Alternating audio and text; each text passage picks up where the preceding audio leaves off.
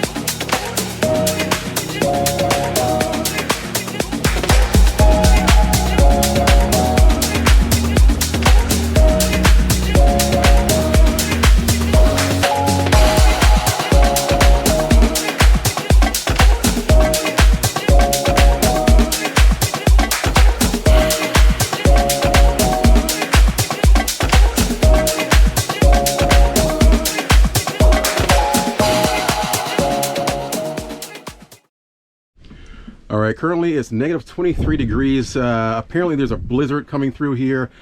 I don't know what all the fuss is about, but someone went to the local Wally World and cleared out all the shelves of eggs, bread, and yakisoba noodles, to include the top ramen, not the lower class ramen, just the top ramen. I don't know what the fuss is all about. I mean, look at this. This is nothing. There's a little bit of snow over here. But I mean, people, just come on out, have a fun time. We're out here on our sleds and everything else. I'm wife beatered up. You should probably be too. We do the polar plunge, and that's about it, people. That's all I